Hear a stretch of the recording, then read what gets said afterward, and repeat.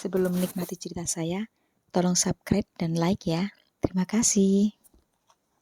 Catherine M. Jick yang biasa disebut Kitty memiliki sebuah toko pakaian di Syndicate Block di tengah kota Minneapolis. Pakaian-pakaian wanita yang dijual di tokonya bukanlah kelas murahan, sebab didatangkan dari New York dan bahkan Paris. Setiap hari Kitty yang berusia 29 tahun itu berjalan kaki ke tokonya. Senang juga kaum pria melihat Kitty, sebab wanita langsing itu pandai memilih pakaian yang pantas. Pulangnya ia berjalan kaki juga ke Ozark, apartemen yang termasuk mewah di Trinity Street, yang berpotongan dengan Hennepin Avenue. Di sana ia tinggal berdua saja dengan kemanakannya, Mary Louise Allen, yang berumur belasan tahun. Ia bertugas menjaga garis itu, namun menurut orang-orang yang mengetahui keadaan mereka, Mary Louise mungkin lebih pantas mendapatkan tugas menjaga bibinya daripada sebaliknya. Kitty tinggal di apartemen 4B, beda selantai dengan apartemennya di apartemen 3C. Tinggallah seorang pria muda yang bernama Harry Hewitt, yaitu tunangan Kitty. Konon, kalau Mary Louise sudah tidur, Harry dan Kitty sering melakukan pertemuan intim. Harry itu putra seorang kaya pemilik Ozark apartemen. Hari Senin tanggal 3 Desember, menjelang maghrib, Kitty mengirim pesan dari tokonya kepada Gord Jusman, pemilik Billy's Livery Supplies, untuk memesan kereta kuda. Maklum, ketika itu tahun 1894 belum ada taksi. Kereta kuda itu diminta menunggu Kitty di pintu samping West Hotel, hotel terbesar dan termegah di Minneapolis. Gusman kenal baik dengan Kitty, kemenakannya maupun Hewitt. Kitty dan Hewitt sering menyewa kereta dari Gusman dan merupakan pelanggan yang ia sukai. Menjelang pukul 8, Gusman memilih salah sebuah keretanya yang paling enak dikendarai. Pada kereta itu dipasangnya Lucky, kuda betinanya yang berwarna coklat muda dan sangat jinak. Gusman membawa sendiri kereta itu ke West Hotel. Kitty sudah menunggu. Ia kelihatan cantik dalam pakaiannya yang terbuat dari taffeta biru. Gusman merasa heran, karena Kitty sendirian. Biasanya kalau Kitty memesan kereta, Hewitt selalu mendampinginya. Namun sebagai layaknya orang yang menyewakan kereta, Gusman tahu sopan santun. Ia tidak usil bertanya-tanya. Ia menolong Kitty naik kereta, memasangkan selimut, menutupi pangkuan dari kaki Kitty, lalu menyerahkan tali kekang. Semuanya beres, Nona Geng. Beres, Pak Gusman. Terima kasih.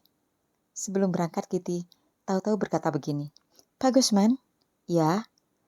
Kalau Anda bertemu Pak Hewitt, harap jangan beritahu kalau saya berpergian malam ini. Oh, tentu tidak, Nona Jing.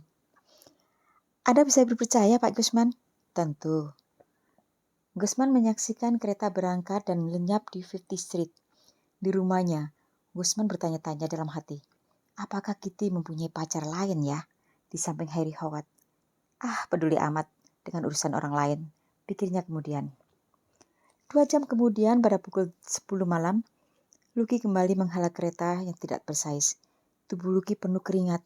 Ia datang dari arah Nicollet Avenue dan masuk di Grand Street sebelum berbelok ke kediamannya. Wow, Lucky, sambul Gusman. Ia menangkap tali kekang Lucy, lalu menenangkan kuda itu. Dilihatnya tali kekang itu diikatkan ke tempat menaruh cemeti. Kemana Kitty? Dan mengapa ia begitu lalai membiarkan Lucky pulang sendirian? Gusman tidak tahu. Ia menyikat tubuh Lucky, menyelimutinya, dan membawanya ke istal. Kini giliran kereta yang harus dirawatnya. Tiba-tiba Gusman terkejut, karena di bantalan tempat duduk dilihatnya darah. Begitu pula di permadani penutup lantai dan langit-langit kereta. Ia segera bergegas ke markas besar polisi Minneapolis. Letnan Thomas Colgan dari Biro Penyelidikan mendengarkan cerita Gusman dengan saksama. Ia segera menarik kesimpulan bahwa keretanya itu ada hubungannya dengan laporan yang ia terima sebelumnya. Sebelum kedatangan Gusman itu, Letnan Colgan mendapatkan laporan sebagai berikut. Seorang karyawan di kota Minneapolis, William Ed Hart, keluar dari tempat bekerja pukul 10.15 malam. Ia naik kereta rel sampai terminal di batas kota, lalu meneruskan perjalanannya dengan berjalan kaki di rumahnya di Excelsior Road, dekat Danau Colquhoun, kira-kira pukul 9. Ketika ia berjalan di tempat sepi di tepi danau, dilihatnya sebuah kereta kuda meluncur ke arah kota. Kereta itu ditarik kuda berwarna coklat muda. Kendalinya dipegang seorang pria. Karena malam itu gelap sekali, sedangkan kereta itu begitu cepat larinya, ia tidak bisa melihat wajah pria pengendara kereta itu. Kira-kira 40 meter dari tempatnya bertemu dengan kereta, ia melihat seorang wanita bermantel bulu tergeletak di tengah jalan. Edhard memberanikan diri mendekat. Wanita itu masih muda dan tubuhnya masih hangat, tetapi sudah tidak bernafas lagi. Ia mengira wanita itu tewas tergilas kereta yang tadi kabur, karena ada bagian tubuhnya yang berdarah. Jadi cepat-cepat ia pergi ke tempat Sheriff Eric Horvath. Mayat wanita itu dibawa ke tempat penyimpanan mayat di Minneapolis untuk diperiksa oleh Coroner Willis Spring, yang menyatakan bahwa itu bukan tewas digilas kereta, melainkan ditembak di bagian belakang telinga kirinya. Alat penembaknya mungkin revolver 38. Mereka tidak tahu siapa wanita itu. Melihat pakaiannya yang bagus dan mutakhir, perhiasan dan topinya yang terbuat dari kulit halus, mestinya ia wanita kota. Letnan Cochran menunggu sampai Guzman selesai bercerita, lalu ia berkata, "Dari penjelasan Anda, saya curiga, jangan-jangan wanita yang ditemukan tewas itu tidak lain dari Nona Jing. Mari ikut saya ke tempat penyimpanan mayat." Guzman diajak masuk ke ruang tempat sosok jenazah wanita tergeletak di meja marmer. Benar, wanita itu Kitty Jing, yang sore tadi dibantu naik kereta, kata Guzman. Guzman diminta mengulangi laporannya di hadapan Sheriff Horvath dan Coroner Spring. Ketika pejabat hukum itu sependapat bahwa setelah meninggalkan West Hotel sendirian, mestinya Kitty menemui seorang pria yang kemudian naik ke keretanya. Di perjalanan pria itu menembaknya dan melemparkan mayatnya ke jalan. Kemudian pria itu turun dari kereta dan meninggalkannya. Siapa pria itu? Dan mengapa ia membunuh Kitty? Lieutenant Cornet dan Sheriff Horvath lantas pergi ke Orchard Apartment. Mereka berniat menanyai Harry Watts, pacar korban. Mereka juga ingin meminta keterangan dari Mary Louise Erlen, kemenakan Kitty Jing. Siapa tahu ia bisa membantu. Mereka tiba di gedung apartemen itu kira-kira pukul 11 malam. Apartemen itu sudah sepi. Di lobi ada orang yang sedang mengepel lantai marmer. Ternyata ia Klaus Blix, penjaga apartemen. "Di mana apartemen Pak Howard dan Nona Jing?" kata Letnan Cochran. Pria itu memberitahu, tetapi ketika kedua pejabat hukum akan menaiki tangga yang menuju ke apartemen-apartemen itu, ia berkata, "Saya kira keduanya tidak ada di rumah, Pak. Nona Jing belum kembali sejak berangkat ke tokonya tadi pagi. Pak Hewat pergi tadi sore, kira-kira pukul 6.30, dan sampai sekarang belum kelihatan pulang." "Nona Jing tidak akan pernah pulang lagi," jawab Lieutenant Cochran. "Ia ada di tempat penyimpanan mayat, dibunuh. Karena itulah kami ingin berbicara dengan Pak Howard. Barangkali Anda tahu di mana ia sekarang?" Penjaga apartemen itu kaget. Ia menggelengkan kepala dan tampak gemetar. "Saya tidak tahu, Pak Howard. Cuma waktu keluar tadi sore, ia mengenakan pakaian perlente untuk pergi makan malam, dan mungkin untuk ke pesta dansa." Kedua pejabat hukum itu lantas memutuskan untuk pergi ke apartemen Kitty Jing. Dia memijat bel, mula-mula tidak mendapatkan jawaban. Ketika mereka memijat bel untuk kedua kalinya, muncullah seorang gadis yang matanya masih kelihatan sangat mengantuk, sedangkan rambutnya awut-awutan. Sheriff Horvath yang kebetulan berusaha untuk menyampaikan berita musibah dengan cara tidak mengagetkan. Mary Louise segera menangis terseduh-seduh. Namun beberapa menit kemudian ia sudah bisa menguasai dirinya dan menjawab pertanyaan-pertanyaan Horvath serta Cochran. Katanya, ia terakhir melihat bibinya siang tadi sepulang dari sekolah. Ia singgah sebentar ke toko bibinya. Bibinya memberitahu bahwa ia baru akan pulang malam hari karena akan makan malam bersama Harry Howard di West Hotel. Bibinya berkata akan berganti pakaian di toko saja, sebab Howard akan menjemputnya di sana pukul 6.30 malam lewat sedikit. "Apakah bibi Anda mempunyai teman pria lain?" tanya Cochran. "Oh tidak, ia kan sudah bertunangan," jawab gadis itu. "Saya tidak tahu mengapa ia mengendarai kereta sendirian. Ia tidak pernah pergi kalau hari sudah malam, kecuali dengan Pak Hewat. Iya, kadang-kadang ia pergi juga sekali-kali untuk ke dukun.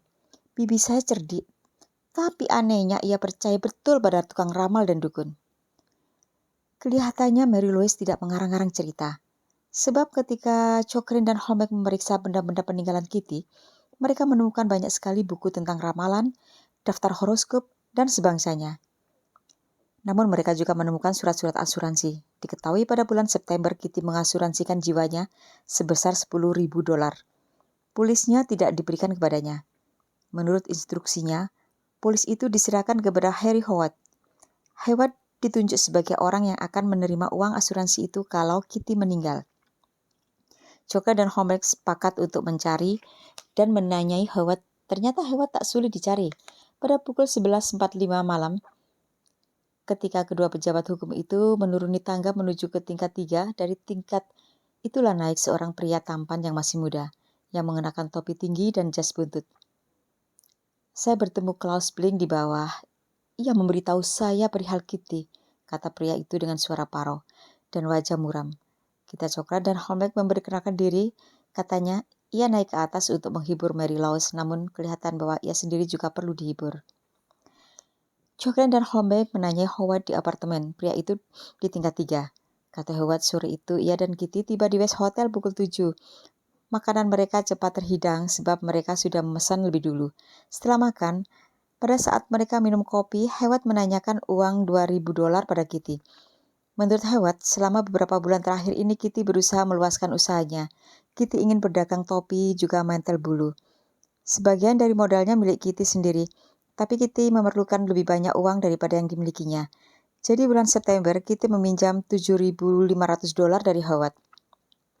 Saat itu Howard menyatakan kalau Kitty perlu, jangan ragu-ragu untuk meminjam lagi. Tambahan pinjam-minjam diminta Kitty minggu lalu. Mereka berjanji akan bertemu di West Hotel malam itu, dan di sana Howard akan menyerahkan uang $2.000. Ia mendesak agar saya mau menerima surat tanda terima, kata Howard. Surat itu sudah ia siapkan dan ditandatangani di rumah atau mungkin di tokonya. Howard mengeluarkan surat tanda terima itu pada sakunya. Katanya waktu meminjam $7.500 bulan September. Kitty pun membuat tanda tangan. Sheriff Holmes menyinggung soal asuransi jiwa Kitty. Oh, itu, kata Howard. Kitty memaksa saya, katanya.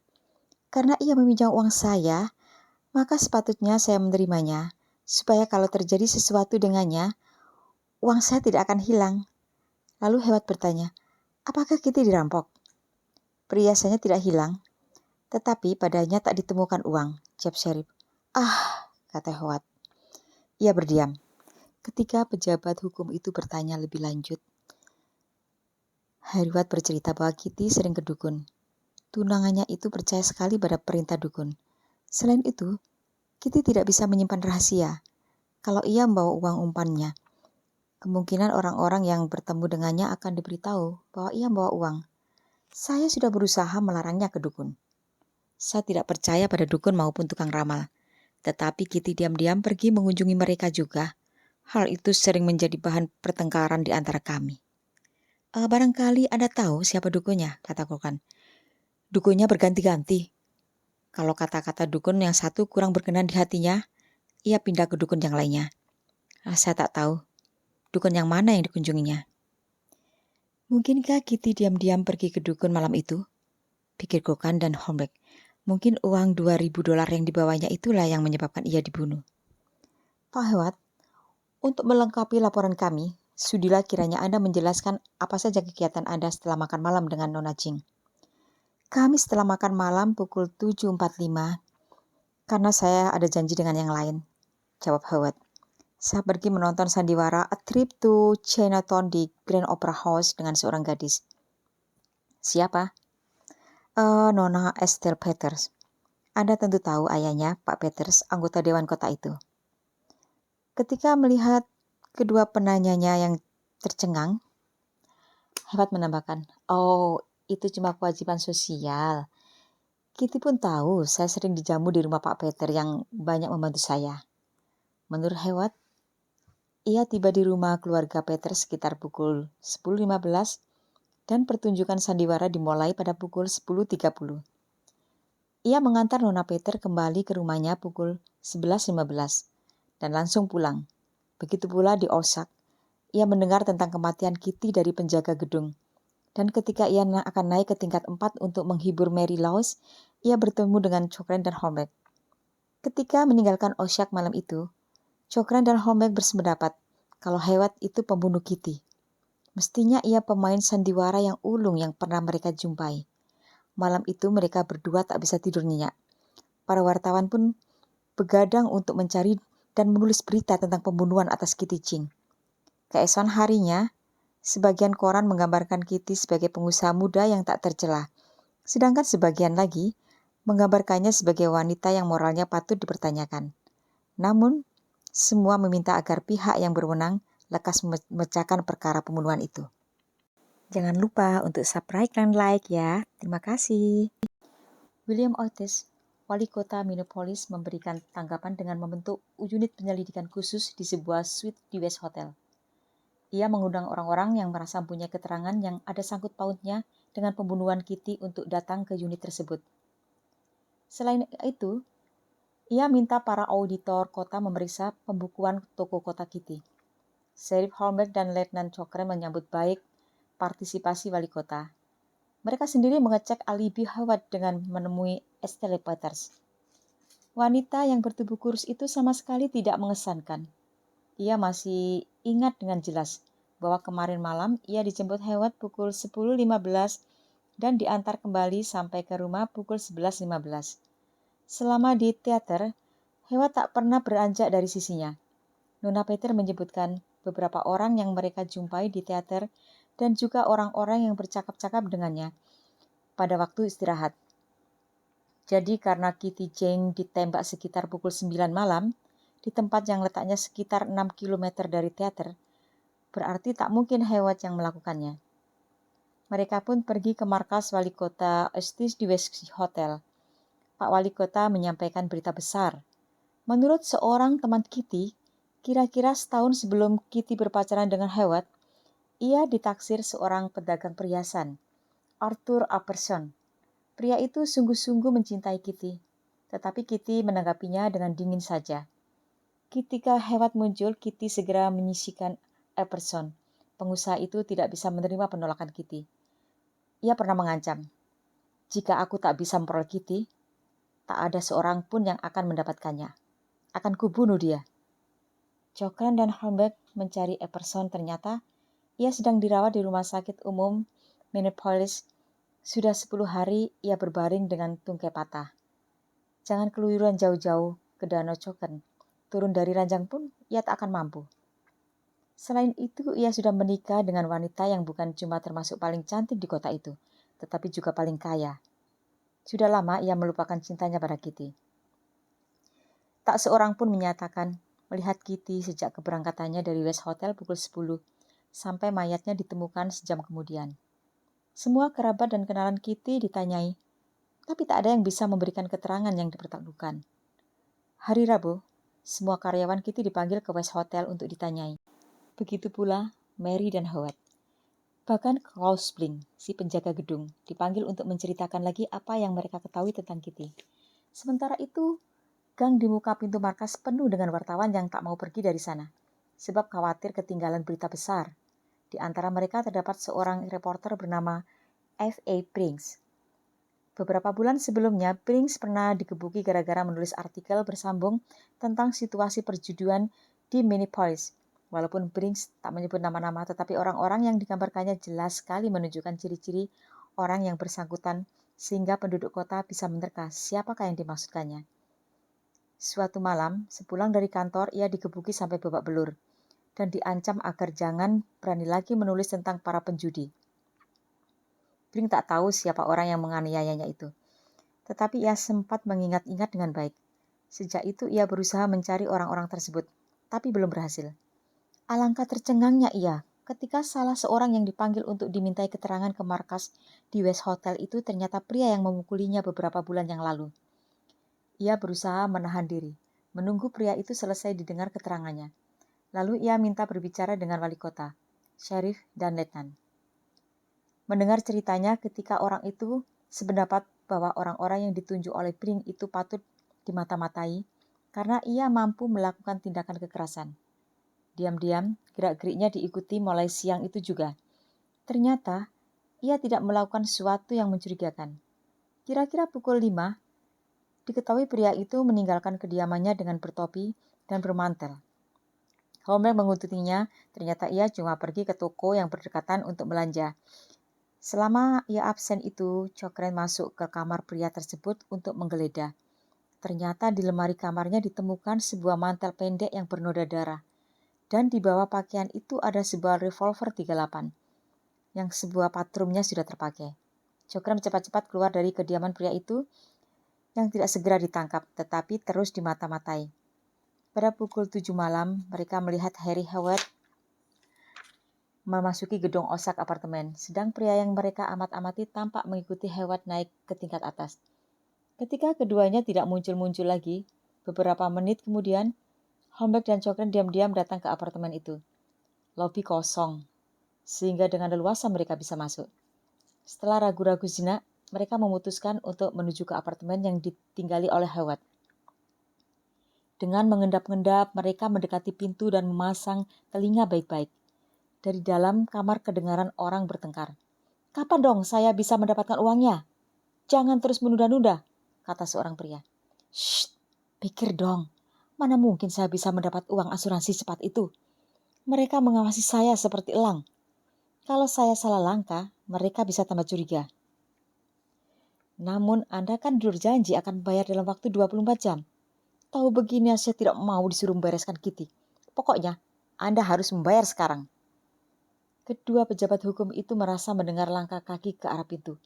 Lalu pintu terpentang, Klaus Bling muncul. Ia memang pria yang mereka amat-amati yang dulu menggebuki Bling. Segera saja sheriff menanyainya. Lena Cochrane mencekuk Harry Howard.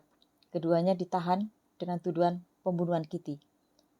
Howard menolak berkata apa-apa. Bling begadang semalam di dalam selnya. Lalu ia mengaku membunuh Kitty. Katanya, hal itu ia lakukan atas permintaan Howard. Kata Bling, tidak benar Howard mencegah Kitty pergi ke dukun. Howard diam-diam malah menganjurkan dan mencarikan dukun. Dukun itu disogoknya agar memberi anjuran-anjuran yang menguntungkan Howard. Kitty menurut saja.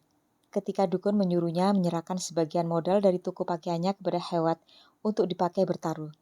Kalau menang, uangnya buat Kitty. Tentu saja Howard tidak pernah menang. Atas perintah dukun pula, Kitty meminjam uang dari Howard untuk segera dikembalikan lagi supaya bisa dipertaruhkan untuk kepentingan Kitty. Uang itu pun dinyatakan amblas lagi. Padahal uang yang diserahkan Howard sejenak kepada Kitty itu bukanlah uang asli, melainkan yang palsu yang ia peroleh dulu ketika masih menjadi anggota dinas rahasia yang memerangi pemalsuan uang. Entah bagaimana pria penjudi yang senang hidup mewah itu bisa memiliki sejumlah uang palsu yang dulu disita dinas rahasia. Menurut Bling, Howard pula yang menganjurkan Kitty mengasuransikan jiwanya dan menunjuk Howard sebagai penerima uang asuransi sebagai jaminan atas pinjamannya. Jadi berarti Kitty Jing menandatangani surat kematiannya. Ketika ia menandatangani formulir asuransi jiwa itu, 3 bulan setelah itu Howard menyewa Bling untuk membunuh Kitty. Howard sudah sekongkol dengan dukun. Dukun menyuruh Kitty diam-diam menyewa kereta tanpa sepengetahuan Howard. Kitty diperintahkan mengendarai kereta itu di tepi Danau Holland. Anda akan bertemu dengan seorang pria yang mengembalikan semua uang Anda yang hilang dalam perjudian, kata dukun. Menurut Bling, ia diminta menunggu di tepi danau oleh Howard. Mula-mula Kitty tidak mengenal Bling karena gelap. Baru setelah Bling naik ke atas kereta, Kitty mengenalinya. Tapi sudah terlambat. Bling menembaknya. Lalu mendorong mayat Kitty tidak jauh dari tempat ia ditembak. Dekat terminal kereta api, Bling turun dari kereta, mengikat tali kekang kereta ke tempat menaruh cemeti dan mengusir kuda kereta untuk enyah. Ia sendiri menumpang kereta rel ke rumahnya. Senjata yang dipakai membunuh Kitty dibeli oleh Howard bersama-sama Bling pada hari Sabtu sebelum pembunuhan. Si penjual ternyata kemudian mengenali Howard sebagai pria yang membayar senjata itu pada hari Sabtu. Para akuntan yang memeriksa pembunuhan Kitty mengatakan bahwa Kitty sama sekali tidak menambah modal usahanya. Sebaliknya, ia banyak menarik modalnya akhir-akhir ini. Perusahaan Kitty yang semestinya untung itu jadi kehabisan modal. Awal tahun 1895, Harry Howard dan Klaus Bling dinyatakan bersalah melakukan pembunuhan atas Kitty Jing. Hakim Sheriff Smith dari pengadilan Hennepin County menjatuhkan hukuman penjara seumur hidup bagi Klaus Bling dan hukuman mati bagi Harry Howard yang menjadi otak pembunuhan itu. Hukuman gantung atas Hewat si penjudi dilakukan pada tanggal 11 Desember. Halo, jangan lupa ya untuk subscribe dan like. Terima kasih.